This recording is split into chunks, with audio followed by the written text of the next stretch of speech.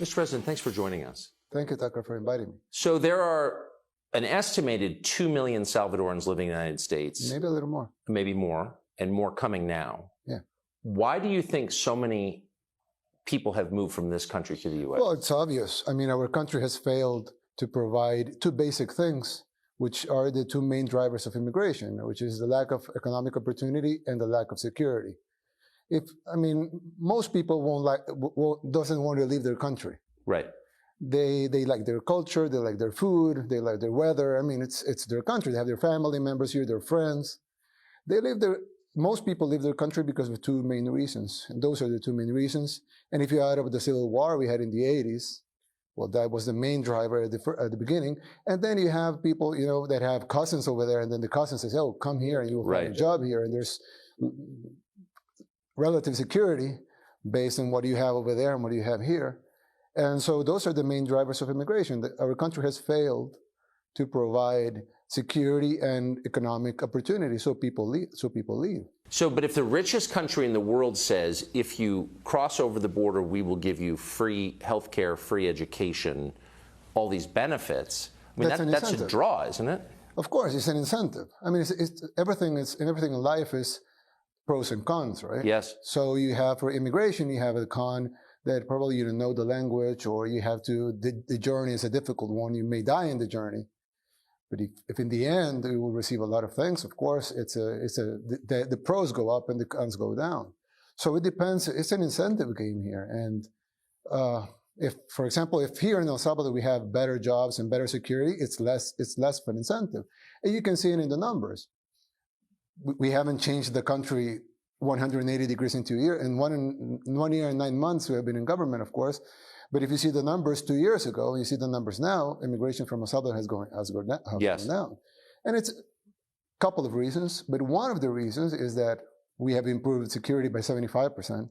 I mean, the homicide rate has gone down by 75%, and the violent crimes have gone down by 75%. And economic opportunities are a little better than what they were before, 2 years ago. And there's a little more hope here that the future is going to be better. So that lowers the numbers. That's why you have caravans of 10,000 people going out of Honduras, and you don't have any caravans going out from El Salvador. But 2 years ago, El Salvador was bigger than Honduras in immigration. So you have incentives and drivers here, like I told you before, economic opportunities and security, and you have incentives over there. What you will find at the border, and what you will find inside, and with law enforcement over there. Losing energetic, risk-taking people is obviously bad for your country. You want to keep people like that here. Do you resent the fact that the United States has offered all these incentives for people to leave your country and go there? No, I would never resent that. But I just think that for a country, it's not profitable to get the people out. First, it's immoral. I mean, you need to provide for your people, right? That's the moral issue. But you also have an economic issue.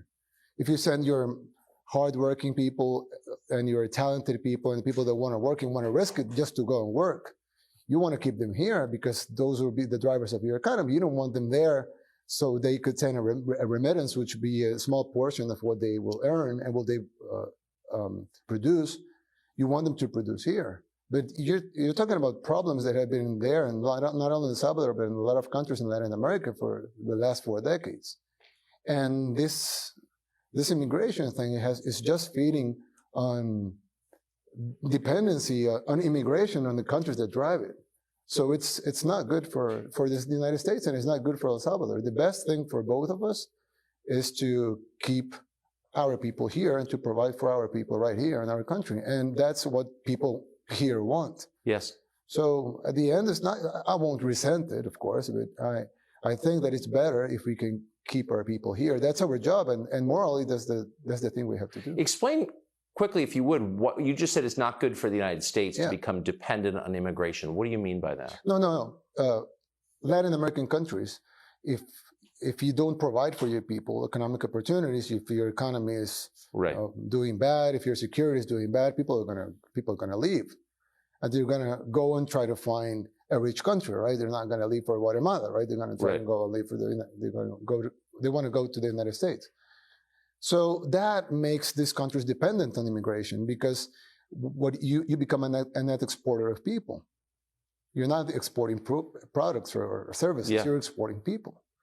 So that makes your economy dependent on that, because then those people send money back Right. to their home countries, which is not a good economic formula, but it makes the economies dependent on that.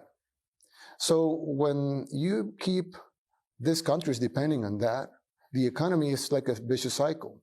So it's bad for the United States because immigration will go up, and it's bad for our countries because people leaving the country will go up as well. So it's bad for both of us. Smart. Yeah. Thank you. Thank you.